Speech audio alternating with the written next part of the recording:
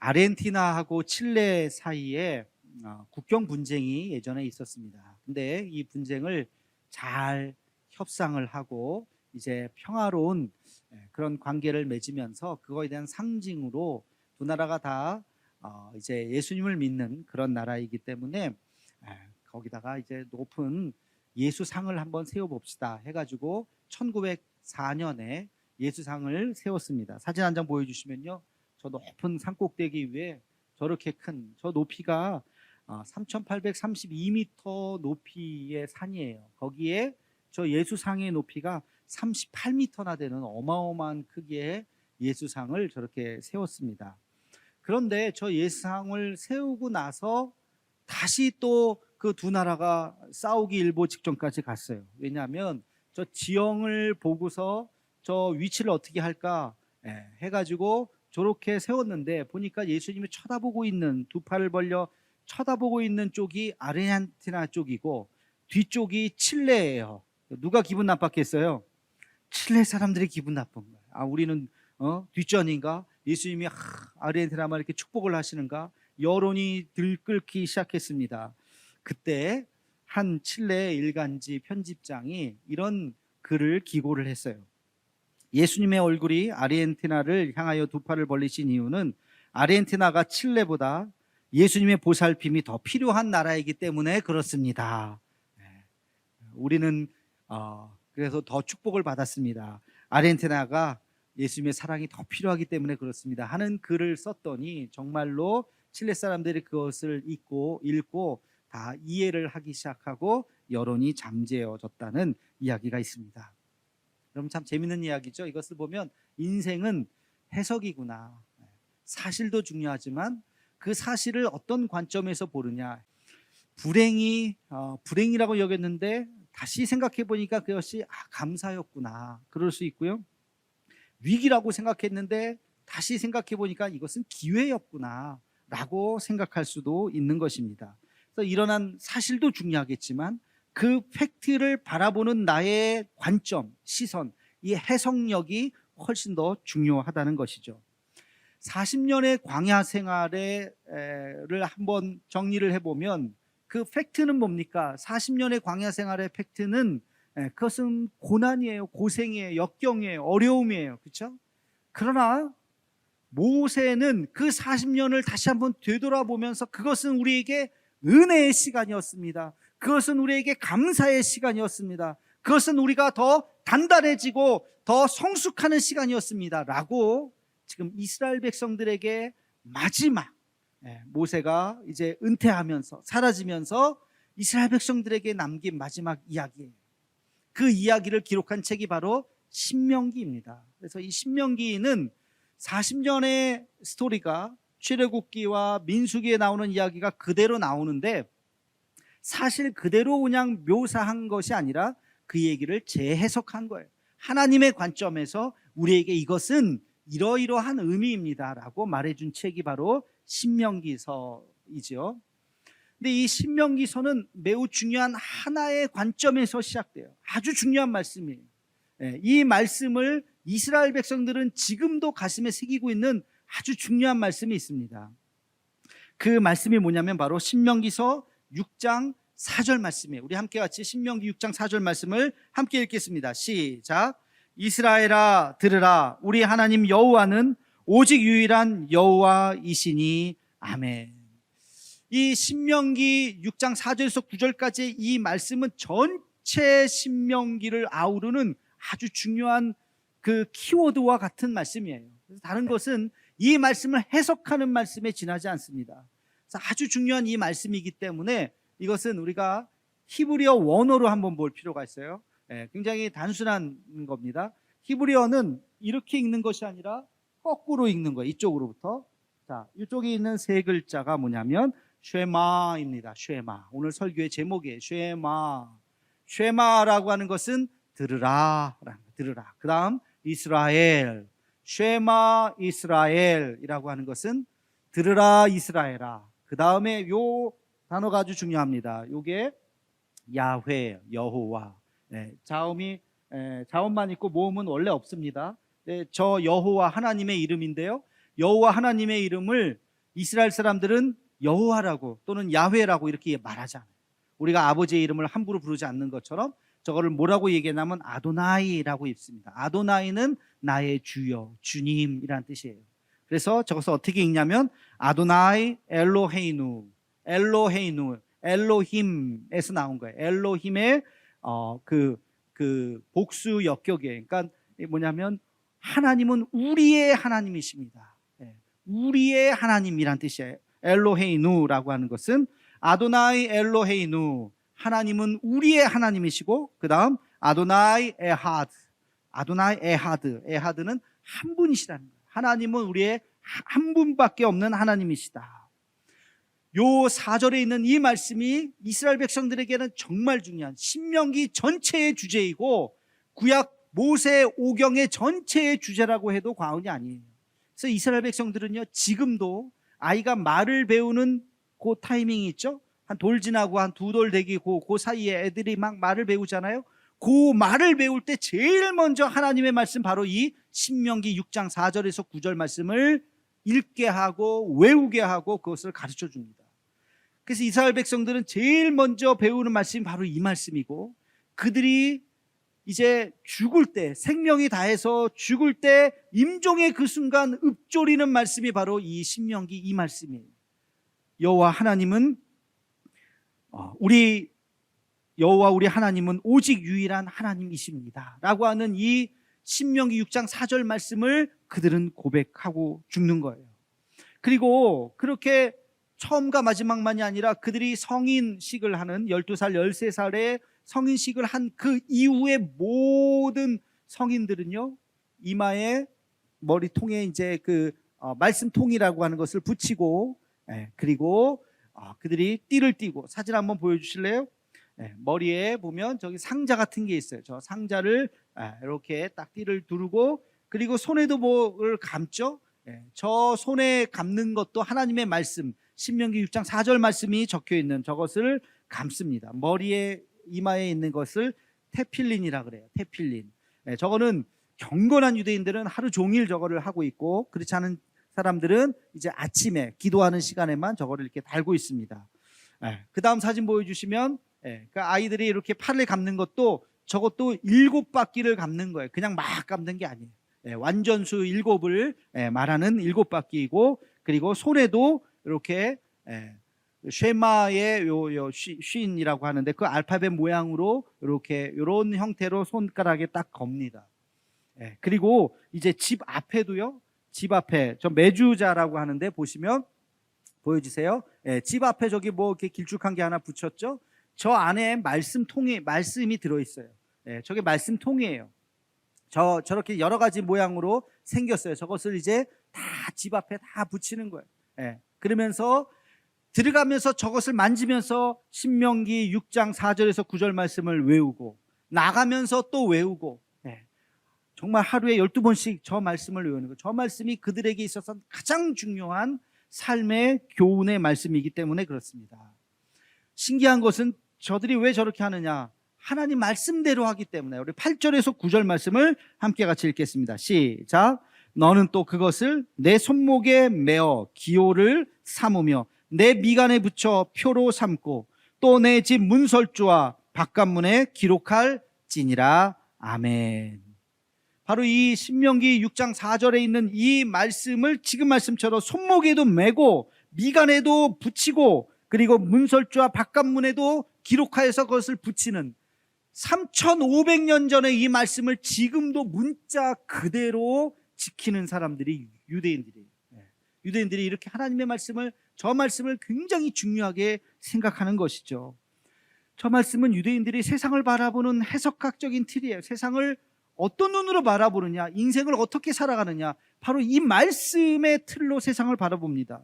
그게 무슨 말인데요? 하나님은 우리 하나님이시다. 여러분들 어린아이들이 아빠랑 가면서 친구들한테 자랑하죠. 우리 아빠야, 우리 아빠야. 이 얘기는 뭐예요?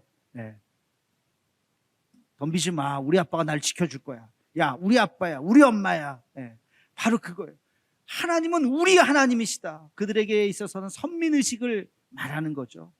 율법학자들이 예수님을 찾아와서 예수님에게도 질문합니다. 예수님, 율법 중에서 가장 으뜸이 되는 법이 뭡니까? 라고 질문했을 때 예수님 뭐라고 대답하십니까? 바로 이 신명기 6장 5절 말씀으로 대답하셨어요. 우리 한번 읽어볼까요? 마태복음 22장 35절로 38절까지 말씀입니다. 시작. 그 중에 한 율법사가 예수를 시험하여 묻되 선생님, 율법 중에서 어느 계명이 크니이까? 예수께서 이르시되 내 마음을 다하고 목숨을 다하고 뜻을 다하여 주 너의 하나님을 사랑하라 하셨으니 이것이 크고 첫째 되는 계명이요. 아멘. 율법사가 예수님을 시험해서 묻습니다. 무슨 계명이 큽니까? 예수님의 대답이 바로 이 쉐마의 말씀이에요. 신명기 6장 5절 말씀. 내 하나님을 사랑하라는 말씀이다. 여러분, 오늘 우리 출애굽의 이제 스토리를 쭉 하면서 바로 모세가 이스라엘 백성들에게 당부했던 그 중요한 신명기 말씀 중에 가장 중요한 말씀인 바로 이 쉐마의 말씀을 함께 같이 나누려고 합니다. 이 말씀의 의미가 무엇일까? 여러분, 몇 가지, 한 세 가지 정도를 꼭 잘 기억했으면 좋겠어요.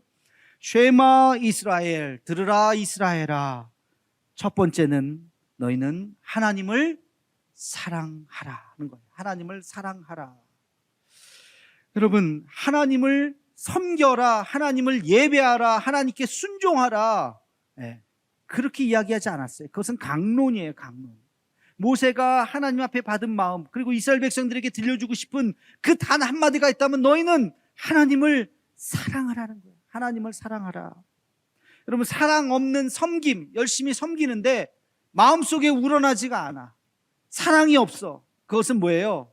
의무예요, 의무. 억지로 하는 거예요. 억지로 하는 의무는 끝까지 다 못합니다. 중간에 포기해요. 도망가 버려요. 그러나 내 마음속에 나와서 하는 그 섬김은 섬길수록 기뻐요.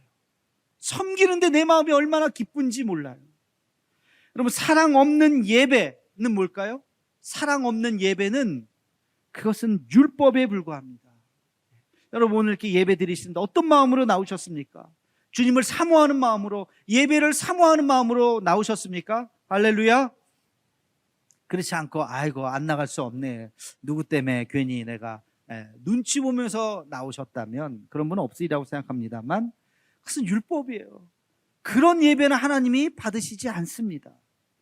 예배도 우리가 주님을 사모하는 마음으로 나오는 거예요. 사랑 없는 순종은 뭘까요? 사랑 없는 순종은 노예예요. 노예. 노예들이 주인의 말에 순종하지만 정말 주인을 사랑하고 존경해서 노예들이 일을 하겠어요? 아이고 어쩌다가 내가 노예가 돼가지고 하면서 신세 한탄하면서 그 말에 순종하겠죠. 하나님은 우리를 노예처럼 여기지 않으신 거예요. 노예처럼 순종하기를 원하지 않으십니다. 우리의 마음이 진심을 담아서 우리가 진정을 다해서 주님을 사랑하기를 원하시는 거예요. 그리고 신앙은 강요가 아니에요. 절대. 제가 여러분들에게 가끔 예배 잘 빠지시면 안 됩니다, 열심히 나오세요, 기도하러 나오세요 하는 것은 강요가 아니에요. 제가 무슨 강요를 할 수 있겠어요? 뭐 여러분들이 제가 강요한다고 또 뭐 그 말을 또 들으시겠어요? 강요가 아니에요. 당부요, 부탁이요. 내가 내 자신을 다시 한번 생각해 봐야 돼요. 내가 지금 왜 이런 신앙생활을 하고 있는지, 여러분이 왜 지금 예배를 나오고 왜 지금 신앙생활을 하고 있는지를 스스로 다시 돌이켜 봐야 돼요. 내가 지금 왜 봉사하고 있지? 왜 섬기고 있지? 왜 예배 드리고 있지? 주님을 사랑하기 때문이구나. 주님을 사랑하기 때문에 내가 지금 이 자리에 있는구나. 할렐루야. 이런 믿음의 고백, 우리가 하나님을 진정으로 사랑할 수 있는 그 믿음의 고백을 하는 우리 모두가 되기를 주님의 이름으로 축원합니다.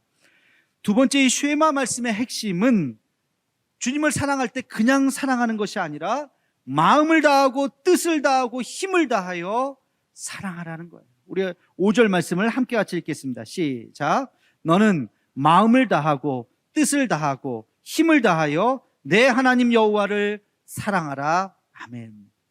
말로만 사랑하는 것이 아니라 우리의 모든 것, 이것을 지정의라고 말할 수 있어요. 우리의 이성과 또 우리의 감성과 또 우리 의지를 다해서 우리의 손과 발을 다해서 주님을 사랑하라는 거예요. 누가 여러분들을 사랑한다고 얘기하는데 말로만 하지 아무것도 그 뭐 말로만 사랑합니다 하지 뭐 하여튼 생전 뭐 주는 것도 없고 아무것도 없다면 저 사람의 저 사랑이라는 게 진짜인가? 그냥 립 서비스 아닌가? 이런 생각을 하지 않겠어요? 네. 반대로 여러분이 누군가를 사랑한다고 할 때 그냥 말로만 사랑하겠어요? 아니면 그 이상을 하겠습니까? 어떻게 할 것 같아요? 그 이상을 하죠. 사랑하는 것만큼 내가 주는 것도 아깝지 않고 심지어는 나중에 정말 사랑한다면 내 목숨까지도 주는 거예요. 여러분 자식을 사랑할 때 그렇지 않아요? 모든 것까지 다 헌신하잖아요. 자녀를 위해서 돈 쓰는 거 아까워요? 안 아깝잖아요. 그죠? 예, 그것이 바로 진정한 사랑이에요. 사랑. 오늘 쉐마 말씀에 여러분 정말로 중요한 말씀이 있어요. 세 번째는 6절과 7절 말씀입니다. 우리 함께 같이 읽겠습니다. 시작. 오늘 내가 내게 명하는 이 말씀을 너는 마음에 새기고 내 자녀에게 부지런히 가르치며. 여기까지. 내 자녀에게 부지런히 가르쳐라. 너만 알지 말고 자녀에게 이 말씀을 가르치라는 거예요. 유대인의 교육에 대해서 여러분 많이 들으셨을 거예요. 그죠? 유대인의 아주 독특한 특징 중에 하나가 바로 자녀 교육이잖아요. 세계 인구의 0.2%인가요? 얼마 되지도 않아 정말. 근데 지금 노벨상들을 막 발표하고 있는데 노벨상의 3분의 1이 유대인이에요. 어마어마해요. 머리가 영특하다고요? 아니요. 평균 IQ는 한국인보다도 더 낮대요. 평균 IQ가. 근데 우리는 노벨 과학상 하나도 못 탔어요. 의학, 과학, 평화상만 겨우 하나 탔고 그 다음에 다 못 탔어요. 어떻게 그렇게 될 수 있을까? 이게 유대인의 교육이에요. 유대인은 나라를 2000년 동안 잃어버렸는데 다시 나라를 회복했는데 2000년 전에 그 박제되어 있는 것 같이 똑같은 그 종교성, 똑같은 그 문화를 그대로 가지고 와서 나라를 회복했어요. 그게 유대교예요.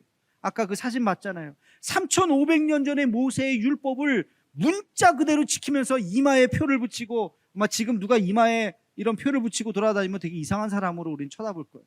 근데 유대인들은 그렇게 합니다. 지금도 그 아이들도 열 몇 살 되는 그 아이들도 똑같이 띠를 두르고 그러면서 그 집에 들어갔다 나갔다 하면서 그 말씀을 외우고, 이게 유대의 교육이에요.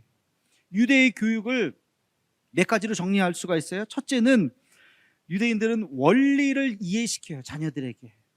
우리 한국인들은 교육 방법이 뭐예요? 주입식, 암기식. 무조건 외워. 이거 왜 그래? 묻지 마. 뭘 이렇게 외놈이야? 왜 자꾸 왜 그래? 그러면서 무조건 외워. 그래서 잘 외우는 아이들이 학교를 잘 가죠. 그게 좋은 방법이 아니죠. 근데 유대인들은 어릴 때부터 질문하게 하고 하나부터 열까지 다 대답을 합니다. 그게 유대인들의 교육 방법이에요. 원리를 터득하게 만드는, 하나님의 말씀을 외우지만 단순히 막 글자를 외우는 것이 아니라 그 말씀의 의미를 깨닫게 하고 이해하게 하고 외우게 하는 거예요. 유대인의 교육 방법은 대화 시간을 많이 갖습니다. 저녁 먹을 때, 우리는 유대교가 아니라 유대 문화에 있었기 때문에, 유교 문화에 있었기 때문에 어떻습니까? 밥 먹을 때 말하면 돼요, 안 돼요? 밥알 나온다, 입 다물어라. 우리는 말하지 않는 걸 미덕으로 삼는, 지금은 좀 많이 달라졌지만 그런 문화가 있었죠. 그러나 유대인들은 1시간, 2시간, 3시간 저녁 먹을 때 대화하는 거, 자녀들과 이야기하고 질문하고 대답하고 밥 먹고 차 마시면서, 그것이 그들의 교육이에요. 그리고 또 세 번째, 유대인들의 교육은 그 부모님이 자녀들에게 늘 책을 읽어줍니다. 성경책뿐만이 아니라 일반 책들도 책을 읽어주고 잠자리에 들을 때 꼭 기도를 해줘요. 유대의 속담 중에 어머니가 기도하기 전에는 자지 말아라 하는 말씀이 있어요. 잠자리에 누우면 그냥 자는 게 아니에요. 어머니가 와서 꼭 기도를 해줘야 그 아이들이 잠을 자게 되는 거예요. 늘 책을 읽어줍니다. 여러분, 이 세 가지의 특징을 가만히 보면 놀라운 공통점이 있어요. 그게 뭔지 아세요? 바로 신앙교육이 가정에서 이루어진다는 거예요.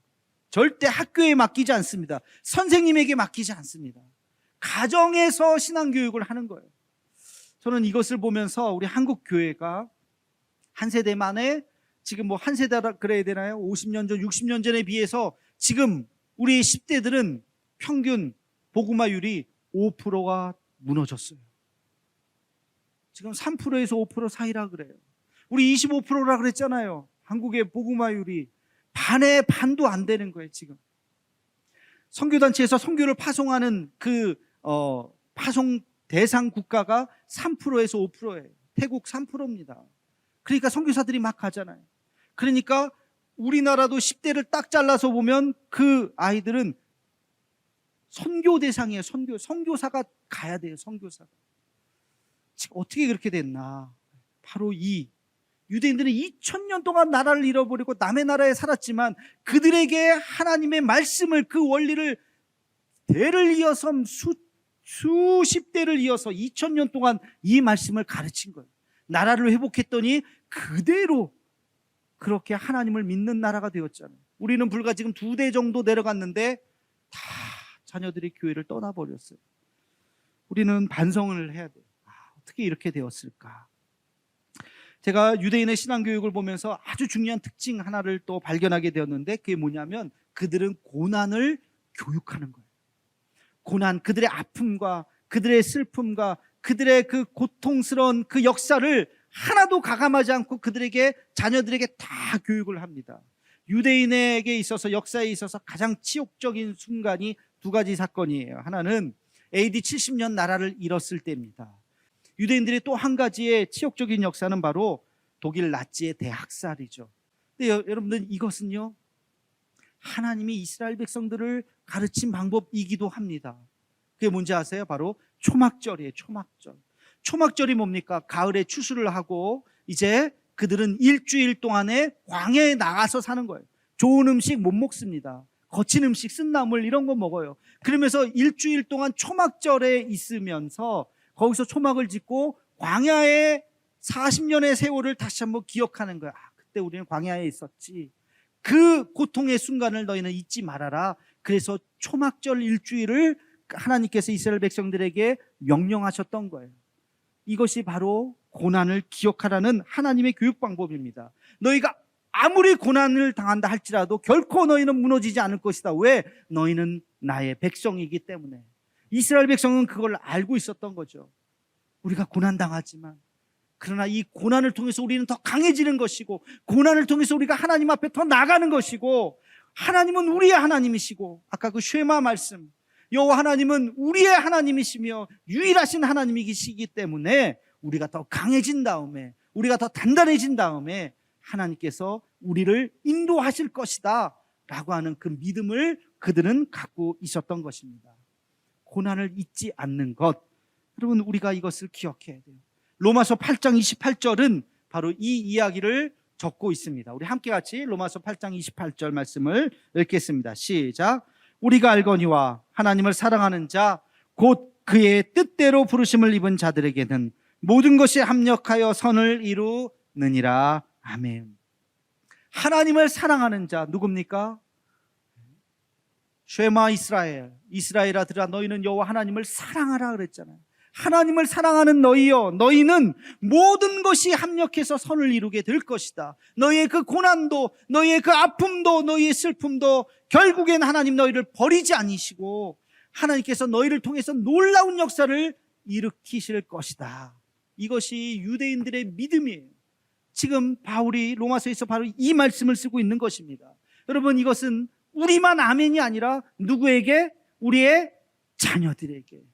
너희도 앞으로 살면서 어려운 일이 있을 거야, 고난이 있을 거야. 그러나 결코 무너지지 않아. 결코 하나님이 너희를 버리시지 않아. 그것을 기억해라. 이 민족도 그랬다. 너희도 하나님께서 크게 쓰실 것이다. 고난을 통해서 너는 더 훌륭한 사람이 될 것이다 하는 것을 이스라엘 백성들이 그들의 자녀들에게 가르쳐주고 있는 것이죠. 우리도 하나님 앞에 우리 하나님을 더 깊이 사랑하고 하나님의 그 은혜가 우리 자녀, 자자손손대대로 내려갈 수 있는 믿음의 가문을 이룰 수 있는 우리 모두가 되기를 주님의 이름으로 축원합니다.